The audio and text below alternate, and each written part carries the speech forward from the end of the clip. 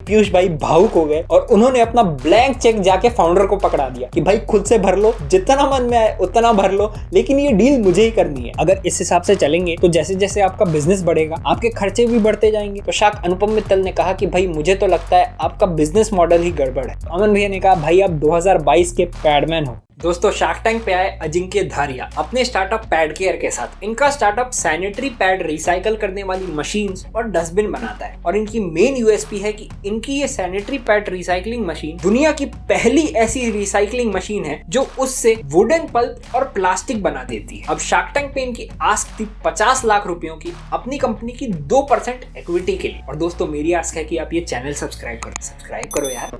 सबसे पहले इन्होंने शार्क्स को अपने बारे में बताया कि ये रायगढ़ से हैं और इससे पहले इन्होंने इसरो के एक प्रोजेक्ट में काम किया था जहां पे इन्होंने देखा कि कुछ रैग पिकर्स अपने हाथों से सैनिटरी पैड्स और डाइपर्स उठा रहे थे। तो वहीं से इनको ये सैनिटरी पैड रिसाइकलिंग मशीन बनाने का आइडिया आया और इन्होंने इस पे काम करना चालू किया। अब ये सब सुन के शाक अनुपम मित्तल खुश हो गए। उन्होंने इनकी तारीफ करी कि भाई आप बहुत अच्छा काम कर रहे हो, ये हर कोई नहीं कर सकता क्योंकि इस बिजनेस को समझना मुश्किल है, ऐसी मशीन बनाना मुश्किल है, तो इस चीज के लिए हैट्स ऑफ टू यू। फिर इन्होंने शार्क्स को अपनी मशीन का डेमो दिखाया कि महिलाएं इमरजेंसी में पैड वेंडिंग मशीन से पैड्स निकाल सकती हैं और यूज्ड पैड्स को पैड केयर बिन में फेंक सकती है, जहां ये आराम से 30 दिनों तक बिना किसी दिक्कत के स्टोर रह सकता है। तो पीयूष भाई ने इनसे पूछा कि भाई लेकिन आप ये अगर किसी पब्लिक टॉयलेट में लगा दोगे तो वहां तो लोग इसे तोड़ देंगे। तो फाउंडर ने कहा नहीं ऐसी बात नहीं है, ये इनका पैड केयर बिन ABS प्लास्टिक से बना हुआ है और ये 5 सालों तक आराम से टिका रह सकता है। इसके अलावा इन्होंने पहले जो 4000 मशीनें लगाई हुई हैं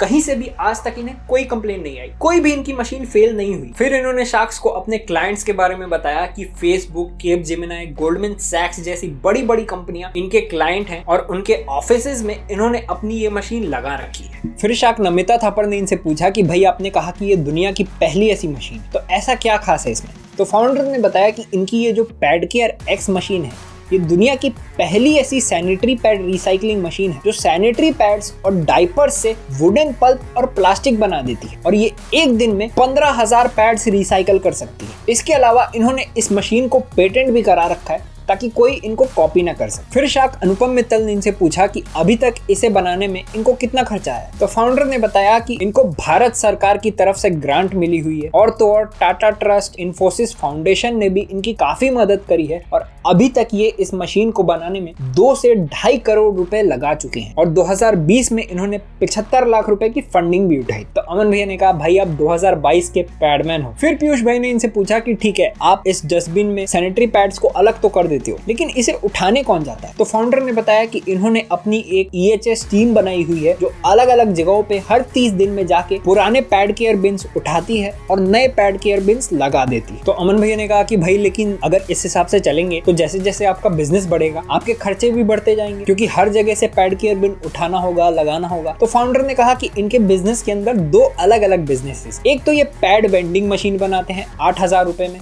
जिसे ये बेच देते हैं या फिर लीज पे देते हैं। दूसरा इनका 80% बिजनेस पैड केयर X और पैड केयर बिन से आता है जहां जब इनकी टीम एक बार पैड केयर बिन उठाने जाती है तो क्लाइंट को 475 रुपए देने पड़ते हैं जबकि इनको उस सर्विस का कॉस्ट 152 रुपए पड़ता है। फिर शाक नमिता थापर ने इनसे इनकी सेल पूछी तो फाउंडर ने बताया कि 2021-22 में इन्होंने 1 करोड़ 5 लाख रुपए की सेल करी थी और इनको 5 लाख रुपए का लॉस हुआ था। इसके बाद अमन भैया ने इनसे पूछा कि भाई आपका बिजनेस बहुत अच्छा है, आपको सारी डिटेल्स भी पता है, लेकिन आपके बिजनेस में दिक्कत क्या है? तो फाउंडर ने बताया कि ये हर क्वार्टर 3x ग्रो कर रहे हैं लेकिन ये इस ग्रोथ को बहुत तेजी से नहीं ला पा रहे और इसी चीज में इन्हें शार्क्स की मदद चाहिए। तो शाक अनुपम मित्तल ने कहा कि भाई मुझे तो लगता है आपका बिजनेस मॉडल ही गड़बड़ है और इसी वजह से आप जल्दी ग्रो नहीं कर पा रहे क्योंकि जब आपने एक ऐसी अनोखी टेक्नोलॉजी बना ली है जो दुनिया में कहीं नहीं है तो आप इसे लाइसेंस क्यों नहीं कर देते और ऐसी ही और टेक्नोलॉजीज क्यों नहीं बनाते? तो फाउंडर ने कहा कि जब इन्होंने इस कंपनी की शुरुआत करी थी तभी इन्होंने तय कर लिया था कि इनको एक रेकरिंग बिजनेस मॉडल बनाना जहां ये ऐसी सर्विसेज देकर पैसा कमाएंगे इसके अलावा ये खुद का पैड केयर का एक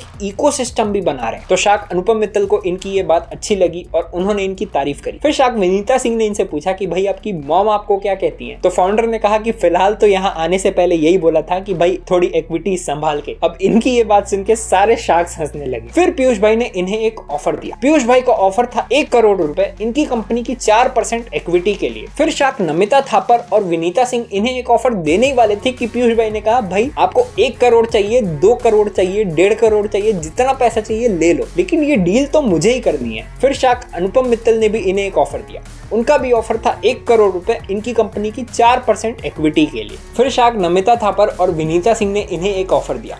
उनका ऑफर था 25 लाख रुपए इनकी कंपनी की 1% इक्विटी के लिए प्लस 25 लाख रुपए लोन, जिस पे इनको कोई इंटरेस्ट नहीं देना। अब ये देख के शार्क अनुपम मित्तल ने भी अपना ऑफर बदल दिया। उन्होंने कहा कि भाई ठीक है, आपको ज्यादा इक्विटी डाइल्यूट नहीं करनी, ठीक है, मैं आपको नया ऑफर देता हूँ। उनका नया ऑफर था 50 लाख रुपए इनकी कंपनी की 2% इक्विटी के लिए। अब दोस्तों इस डील के लिए इतनी मारामारी देख के पीयूष भाई भावुक हो गए और उन्होंने अपना ब्लैंक चेक जाके फाउंडर को पकड़ा दिया कि भाई खुद से भर लो, जितना मन में आए उतना भर लो, लेकिन ये डील मुझे ही करनी है। फिर अमन भैया ने सबको शांत कराया, दोबारा से फाउंडर को सारे ऑफर्स बताए और वो इस डील से आउट हो गए क्योंकि फाउंडर को ऑलरेडी बाकी शार्क्स की तरफ से अच्छे ऑफर मिले हुए थे। अब फाउंडर कुछ सोच ही रहे थे कि शार्क अनुपम मित्तल ने इन्हें एक और ऑफर दे दिया। इस बार इनका ऑफर था कि मैं, नमिता और विनीता साथ में आएंगे, 75 लाख रुपए देंगे आपकी कंपनी की 3% इक्विटी के लिए। फिर फाउंडर ने बहुत सोचा और उसके बाद एक काउंटर ऑफर दिया, 1 करोड़ रुपए अपनी कंपनी की 4% इक्विटी के लिए, लेकिन इनको चारों शार्क्स चाहिए थे। तो शार्क्स को इनका ये ऑफर पसंद आया और फाइनली ये डील क्लोज हो गई। अब दोस्तों जहां तक बात है इनके बिजनेस की, तो यार ये सही में बहुत अच्छा काम कर रहे हैं क्योंकि हर साल भारत में लगभग 1200 करोड़ सैनिटरी नैपकिन जमीन में दफनाए जाते हैं और एक सैनिटरी नैपकिन को डीकंपोज होने में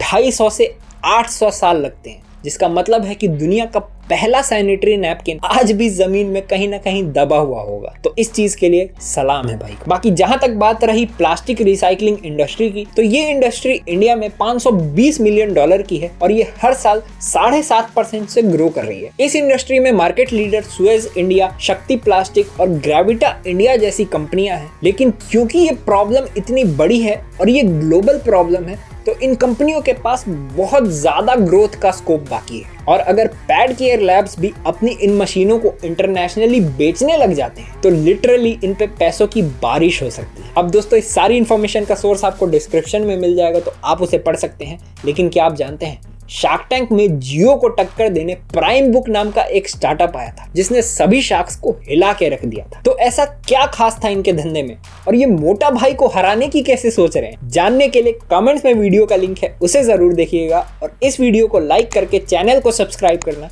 मत भूलिएगा।